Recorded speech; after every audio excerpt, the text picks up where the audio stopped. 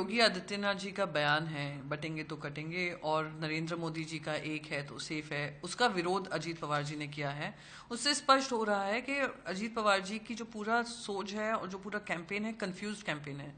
आप उन्हीं के साथ गठबंधन में बैठे हैं, आप उन्हीं के साथ, उसी महाझूठी गठबंधन के साथ आप सत्ता का मौज ले रहे हैं।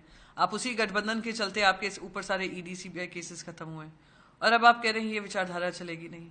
ये वही विचारधारा है जो ब्रिटिश वंशज ब्रिटिशर्स की सोच रही, डिवाइड एंड रूल, वो ये लोग कर रहे हैं। बांटता कौन है? भारतीय जनता पार्टी। महाराष्ट्र में मराठा बनाम ओबीसी किसने किया? भारतीय जनता पार्टी। हिंदू वर्सेस मुसलमान कौन कर रहा है? भारतीय जनता पार्टी। धंगर वर्सेस बाकी ट्राइबल कम्युनिटीज के झगड़ा कौन करा रहा है? यही भारतीय जनता पार्टी। तो बांटने का काम, जनता की मेहनत का पैसा का काटने का काम और उसको लूटने का काम भारतीय जनता पार्टी की सोची समझी राजनीति है। तो उसके विरोध अब कर रहे हैं तो कहीं ना कहीं लगता है कि कंफ्यूज स्ट्रैटेजी है और जनता उस पर विश्वास कर भी पाएगी कि नहीं, वो अब जनता के ऊपर है। नहीं, बहुत बढ़िया चुनाव प्रचार चल रहा है और दिन भी ज्यादा मिल गए हैं तो और लोगों के साथ पहुंचने का मौका मिल रहा है। कल मुख्यमंत्री योगी आदित्यनाथ का कार्यक्रम है कराली जी, तो कैसे देख रही हैं आप? नहीं, अच्छा है, अच्छी बात है, आए और हमारे यहाँ पे जो 500 बेड का सुपर स्पेशलिटी जो हॉस्पिटल का उद्घाटन कर गए थे, तो वो उद्घाटन तो कर गए हैं लेकिन आज भी वो चल नहीं पा रहा है। कोई फंड्स नहीं है उस हॉस्पिटल के लिए और लोगों को, आसपास के जिलों के आए हुए लोगों को बहुत दिक्कतों का सामना करना पड़ रहा है। तो हम चाहेंगे कि वो सुचारू रूप से 500 बेड्स का जो सुपर स्पेशलिटी हॉस्पिटल जो समाजवादी पार्टी ने बनाया था, जिसका उद्घाटन हमारे आदरणीय मुख्यमंत्री जी ने किया था, उसको आके चलाने का काम करें। कल रात को सोपोर के सिक्योरिटी फोर्सेस को खबर मिली थी, स्पेसिफिक इनपुट है 2 टेररिस्ट के बारे में सगीपुरा सोपोर इलाके में। तो हमने तुरंत जॉइंट सिक्योरिटी फोर्सेस की कॉर्डन एंड सर्च ऑपरेशन शुरू किया है। उस वक्त टेररिस्ट ने फायर उन्होंने खोले थे, तो तब ऑपरेशन शुरू हुआ था। फिर हमने रातों रात पूरे सिविलियंस को बहुत सेफ तरीके से इवैक्यूएट किया। फिर अब तक ऑपरेशन चल रही थी।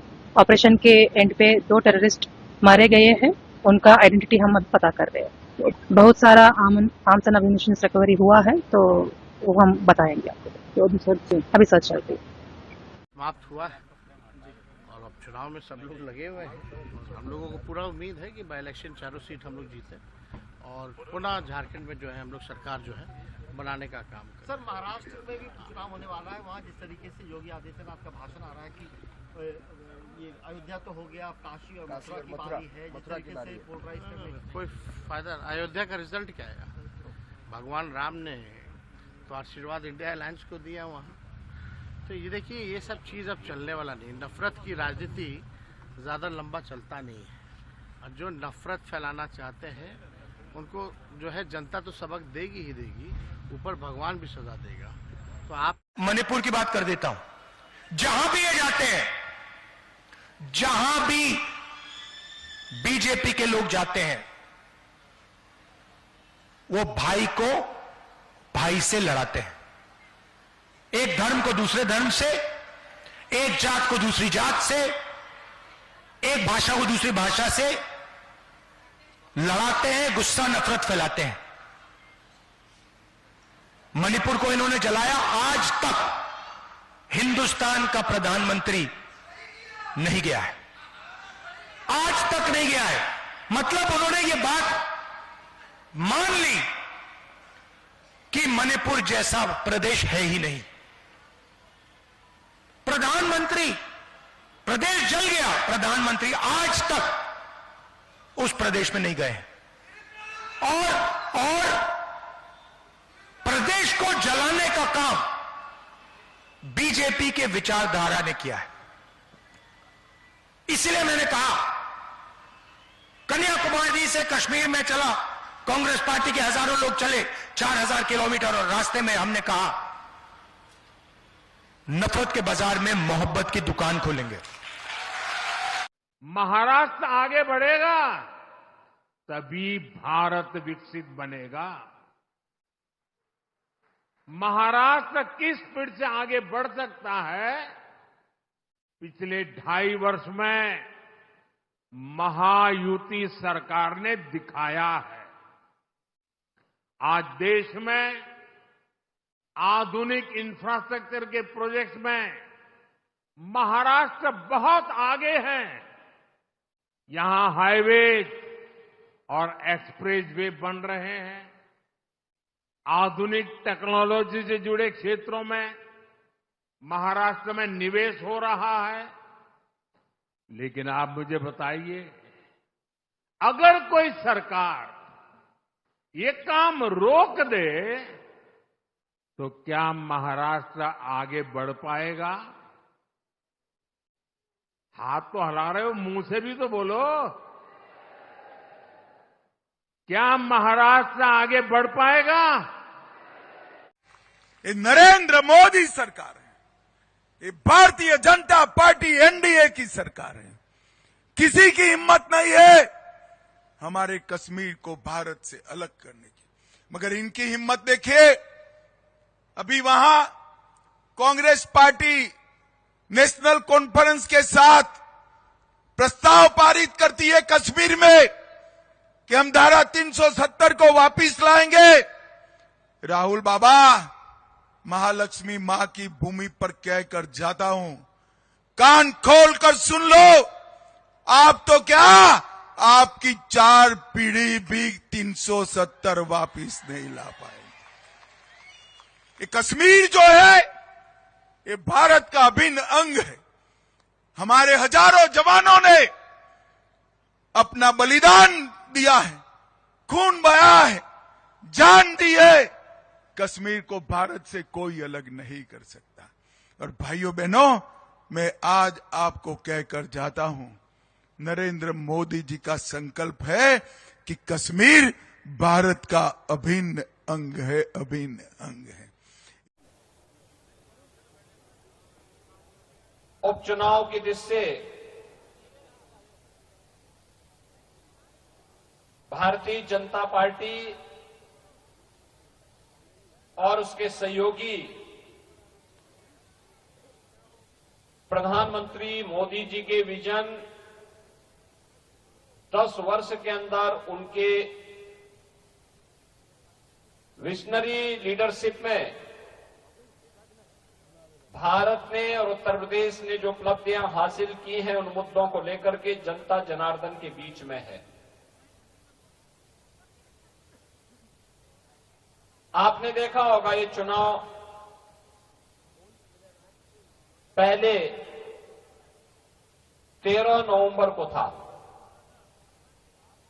13 नवंबर के बाद तिथियां टली, क्योंकि लगभग कमोवेश सभी राजनीतिक दलों ने कार्तिक पूर्णिमा के स्नान को देखते हुए चुनाव आयोग से इस बात की अपील की थी कि 15 नवंबर की तिथि ध्यान में रखते हुए इसको आगे चुनाव किया जाए। भारत निर्वाचन आयोग ने जन आस्था का सम्मान किया।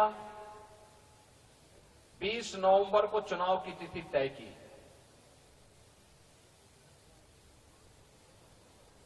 अक्सर होता है, अगर चांद नहीं दिखाई देता तो ईद की तिथि बदल दी जाती है, सरकार छुट्टी उसी प्रकार से घोषित करती है। ऐसे ही गुरु पर्व के बारे में भी होता है, तब विरोध नहीं होता है। लेकिन जब हिंदू आस्था के प्रतीक किसी पर्व की तिथि, पर्व के महत्व को देखते हुए एक संवैधानिक संस्था के द्वारा तिथि में परिवर्तन किया गया, तो बहनों और भाइयों, जनता जनार्दन ने तो खुशी मनाई।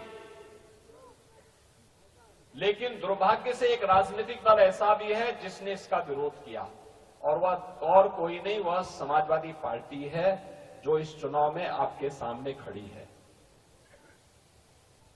यानी समाजवादी पार्टी जन आस्था के साथ खिलवाड़ करने वाली पार्टी, समाजवादी पार्टी जन सुरक्षा के साथ खिलवाड़ करने वाली पार्टी, समाजवादी पार्टी बेटी और बहन की सुरक्षा के साथ खिलवाड़ करने वाली पार्टी, समाजवादी पार्टी नौजवानों के भविष्य के साथ खिलवाड़ करने वाली पार्टी। समाजवादी पार्टी का मतलब व्यापारियों की सुरक्षा में सेंध लगाने वाली पार्टी, अन्नदाता किसानों के खुशहाली पे ग्रहण लगाने वाली पार्टी। जो पार्टी विकास विरोधी हो, युवा विरोधी हो, महिला विरोधी हो, व्यापारी विरोधी हो, जन आस्था का सम्मान न कर सकती हो, क्या उस पार्टी को चुनाव जीत करके जाना चाहिए क्या? जाना चाहिए क्या? गाजियाबाद वासियों में आप इसे पूछना चाहता हूं। तो फिर छाती ठोक करके कैसे ये लोग चोरी और सीना जोड़ी करने का प्रयास करते हैं? यही प्रश्न करने के लिए मैं आज आपके पास आया हूं, आपसे कहने के लिए। बहनों और भाइयों, लोकसभा चुनाव में के समय समाजवादी पार्टी ने अनेक प्रकार की अफवाह पैदा कराई, अनेक प्रकार के। याद करिए, सबसे अधिक अनुसूचित जाति के उत्पीड़न की घटनाएं समाजवादी पार्टी की सरकार के समय 2003 से लेकर के 2007 के बीच और 2012 से लेकर के 2017 के बीच में हुई। उन दलित महापुरुषों का जिन्होंने सामाजिक न्याय के लिए लड़ाई लड़ी थी, उनको अपमानित करने का काम समाजवादी पार्टी ने किया। श्री असीम अरुण हमारे प्रदेश सरकार में मंत्री हैं, आईपीएस की नौकरी छोड़ करके वे भारतीय जनता पार्टी में आए। उनके पूज्य पिता भी उत्तर प्रदेश के डीजीपी थे।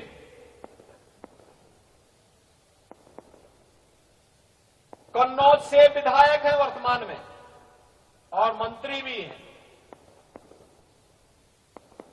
इन्होंने मेरा ध्यान आकर्षित किया कि कन्नौज का जो गवर्नमेंट मेडिकल कॉलेज है, इस मेडिकल कॉलेज का नामकरण बाबा साहब डॉक्टर भीमराव अंबेडकर के नाम से था। समाजवादी पार्टी ने नाम बदल दिया है। क्या किया जा सकता है? मैंने कहा आप एक पत्र लिखिए, हम फिर से इसका नाम बाबा साहब भीमराव अंबेडकर के नाम से करेंगे। और बहनों और भाइयों, यह हमारा सौभाग्य है कि बाबा साहब भीमराव अंबेडकर का सम्मान हमने फिर से कन्नौज के अंदर बरकरार किया। याद करिए, देश के अंदर बाबा साहब भीमराव अंबेडकर से जुड़े हुए पंच तीर्थों का निर्माण यह प्रधानमंत्री मोदी जी ने किया। याद करिए, देश के अंदर बिना भेदभाव के शासन की योजना का लाभ हर गांव, हर गरीब, हर किसान, हर नौजवान, हर महिला और समाज के हर तबके को प्राप्त हो। और उसके लिए एक ही स्लोगन पर्याप्त था, वह था सबका साथ और सबका विकास का। सुरक्षा सबको, सम्मान सबको, विकास की योजनाओं का लाभ सबको, लेकिन तुष्टीकरण किसी का नहीं। यह संकल्प भारतीय जनता पार्टी का जो 2014 से है, वो आज भी इसी रूप में बना हुआ है। कांग्रेस यानी 1947 की पहले की मुस्लिम लीग बन गई है। लव जिहाद, लैंड जिहाद, वोट जिहाद, मुस्लिम 165 संस्थाओं को कांग्रेस के नेताओं ने उसका उपयोग कर रहे हैं। गली गली, गांव-गांव, बस्तियों में, इन मुस्लिम बस्तियों में सम्मेलन हो रहे हैं। मुस्लिमों की भावना धर्म के नाम से भड़काई जा रही है और कांग्रेस ने उनको कह दिया हम आपकी सब मांगे पूरी करेंगे। तो क्या वापस हम महाराष्ट्र में मुस्लिम लीग का राज लाना चाहते हैं क्या?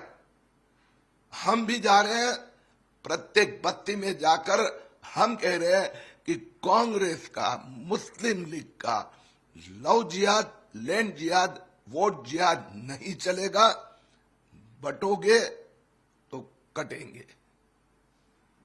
धारावी का एक मुद्दा काफी इम्पोर्टेंट उन्होंने कहा है कि धारावी में जो धारावी रिडेवलपमेंट का जो प्लान चल रहा है उसको हम सरकार आने का विरोध करेंगे और धारावी में फाइनेंशियल सिटी बनाएंगे।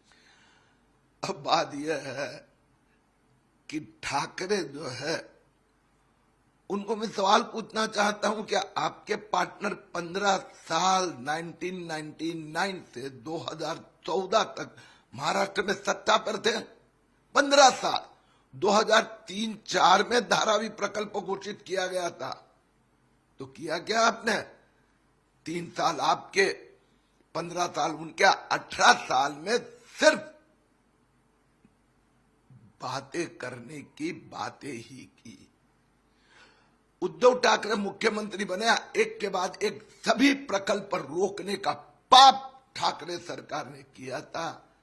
इसलिए अभी महाराष्ट्र की जनता इन प्रकार के विकास के पापी को समर्थन नहीं करेगी। गोपाल जी व्यास जी की बॉडी उन्होंने पहले ही यहाँ पे प्लेज कर रखी थी डोनेट करने के लिए एम्स रायपुर में। आज सुबह नेचुरल कारणों से 6:45 के अराउंड उनका निधन हो गया। उसके बाद परिजनों ने यहाँ पे बॉडी लाने का निश्चय किया और हम उनका वेट कर रहे हैं। यहाँ पे आने के बाद उनकी आई डोनेट करवाई जाएंगी, क्योंकि आई टीम यहाँ पे उपस्थित है, वो मिलेगी। उसके बाद रिसर्च पर्पसेस के सिलसिले में हम लोग यहाँ पे उनकी बॉडी अपने पास एम्स पर रखेंगे। सर, आई डोनेशन और क्या क्या डोनेट करना चाहिए? आई डोनेशन में मेनली कॉर्निया डोनेट किया जाता है, जो बाकी किसी और के काम आ सकेगा आने वाले समय में। और बॉडी डोनेशन के लिए हम टीचिंग पर्पसेस के लिए, रिसर्च पर्पसेस के लिए बहुत सारी वर्कशॉप होती हैं, पूरे साइंटिफिक पर्पसेस के लिए ये बॉडी यूज़ करते हैं यहाँ पे। पूरा परिचय आप अपना दें। मैं doctor Saumit Trivedi, professor HOD anatomy. आतंकियों द्वारा किश्तवाड़ के हायर रीचेज में क्या कहेंगे? कायर पाकिस्तानी आतंकवादियों ने जम्मू कश्मीर के किश्तवाड़ में ग्राम सुरक्षा समितियों के 2 सदस्यों की बहुत निर्ममता से उनकी हत्या की है।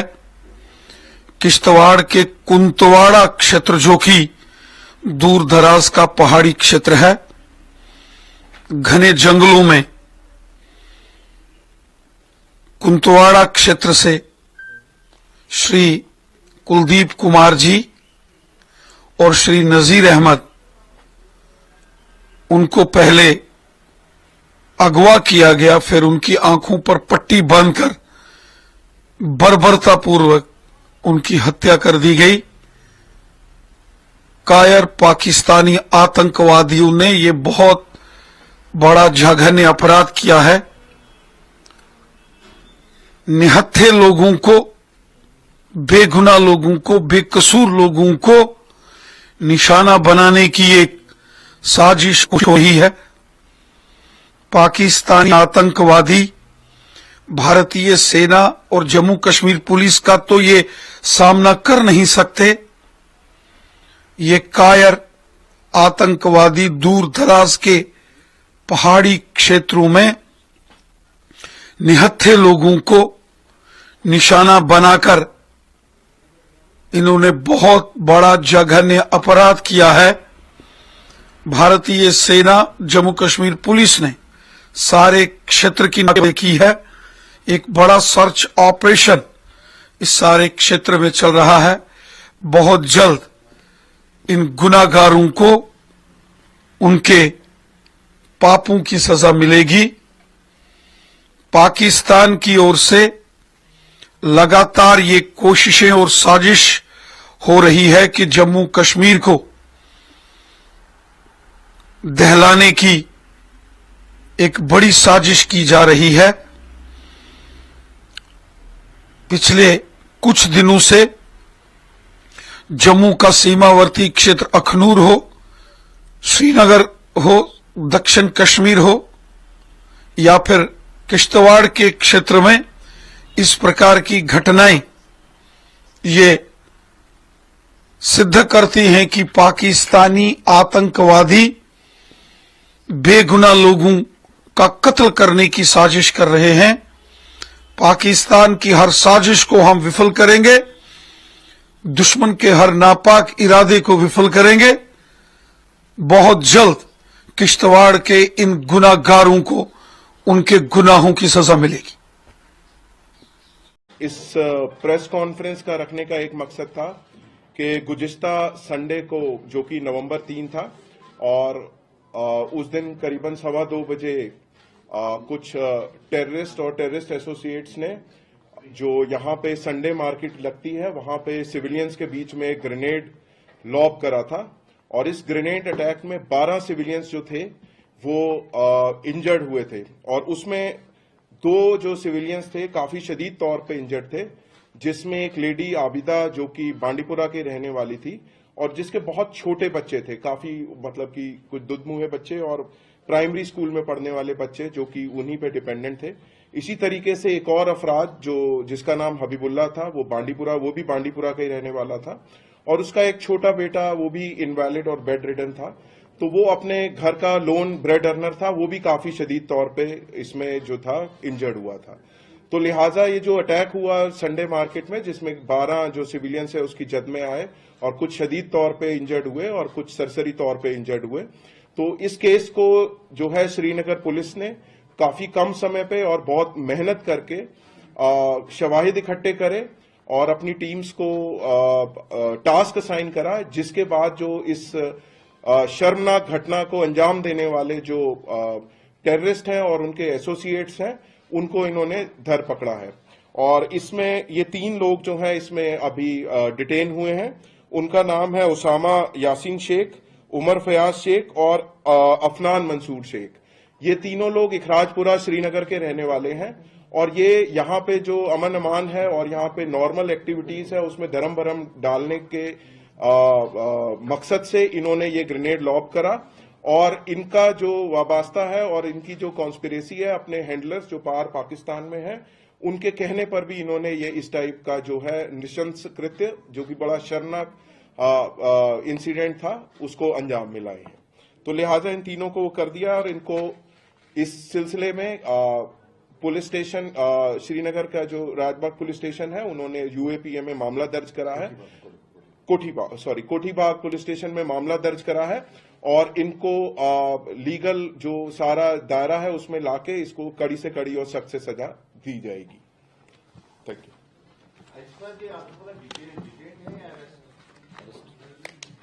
डिटेंशन और अरेस्ट में माइन्यूट डिफरेंस होता है, तो विल लेट यू नो। ठीक है,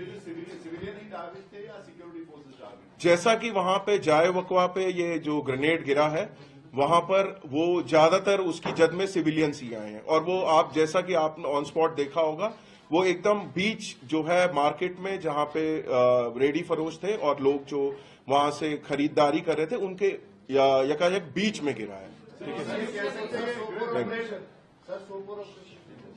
सोपोर ऑपरेशन कल शाम जम्मू कश्मीर पुलिस और बाकी सिक्योरिटी फोर्सेस को एक इत्तला मिली थी, जिसमें सगीपुरा जो है सोपोर का एक इलाका था पुलिस स्टेशन बोमई के अंडर, वहां पे कुछ टेररिस्ट मूवमेंट की खबर मिली थी। इसी के बाद सिक्योरिटी फोर्सेस ने उस जगह का मुहासरा करा, और जब वहां पे जो कॉर्डन है और किया जा रहा था, उसी समय गोलियों का तबादला शुरू हुआ। तो वहां पे सिक्योरिटी फोर्सेस और पुलिस ने सबसे पहले मुनासिब समझा कि वहां पे जो बाशिंदगान हैं, लोकल जो गांव के हैं, उनको इवैक्यूएट करा जाए, और इवैक्यूएट करने के बाद ये जो कॉर्डन सर्च है ये एक ऑपरेशन में तब्दील हो गया। आज सुबह फर्स्ट हाफ में ये ऑपरेशन मुकम्मल हो गया है, और इसमें जो 2 टेररिस्ट हैं वो न्यूट्रलाइज किए गए हैं सिक्योरिटी फोर्सेस ने, और उनसे काफी आर्म्स एमुनेशन और बाकी इंक्रिमिनेटिंग डॉक्यूमेंट्स मिले हैं, जिसकी आगे फर्दर तफ्तीश भी की जा रही है। ये जो 3 पकड़े हैं किस आउटफिट से हैं? लश्कर तैयबा। चलो, डोनाल्ड ट्रंप एक सनातन समर्थक, भारत और भारतीयता प्रेमी व्यक्तित्व है, और उसमें प्रचंड जोश जुनून है। और जैसे हम भारत में राष्ट्रवाद को सर्वोपरि मानते हैं, तो डोनाल्ड ट्रंप का राष्ट्रवाद अमेरिका और अमेरिकन फर्स्ट, और ये विचार राष्ट्र धर्म, राष्ट्रहित, राष्ट्र प्रेम सर्वोपरि है, उसके वो ध्वजवाहक हैं। तो अब पूरी दुनिया में यही नारा गूंज रहा है कि अपने देश को सर्वोपरि मान करके जो आगे बढ़ेगा, वही राजनीति करेगा, वही शासन करेगा, वही कुछ नया इतिहास गढ़ेगा। इसलिए राष्ट्रवाद के इस नए दौर का स्वागत है और सनातन के गौरव का अभिनंदन है, ट्रंप का अभिनंदन है। वो अमेरिका और अमेरिकी फर्स्ट का जो नारा लेकर के चल रहे हैं, इसमें बहुत सारे जो कई प्रकार के आइडियोलॉजिकल कॉलोनाइजेशन के एक नए स्वप्न सजोए बैठे थे। मुझे लगता है उनके लिए भी एक बहुत बड़ा सबक है।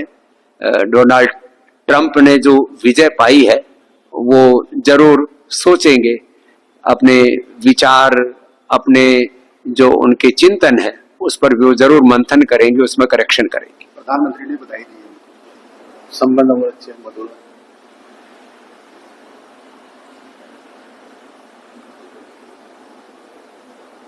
भारत और यूएस के नए एक मधुर संबंधों का युग प्रारंभ होगा ट्रंप की विजय से। दिखाते हैं पुलिस कॉप यूनिवर्स की इज्जत को बहुत बढ़ावा मिला जब से सिंघम के एंट्री रोहित शेट्टी साहब को भी और आपको भी पुलिस की तरफ से भी बहुत सराहना मिलती है, उसके बारे में कुछ कहना चाहेंगे आप? उसके हम बस बहुत शुक्रगुजार हैं कि इतना प्यार मिलता है ऑडियंस से। और काफ़ी टाइम से फिल्मों में हमेशा पुलिस को नेगेटिव ही दिखाते थे, तो आई थिंक सिंघम पहली फिल्म थी, पहली नहीं कहूँगा, गंगा जल भी आ चुकी है, बट जिस फिल्म में जो एक आइडियल पुलिस ऑफिसर होना चाहिए वो दिखाया गया और वहाँ से फिर एक ट्रेंड सा बन गया। अभी काफ़ी लोग पॉजिटिव पुलिस की फिल्में बनाते हैं, जो बहुत अच्छी बात है।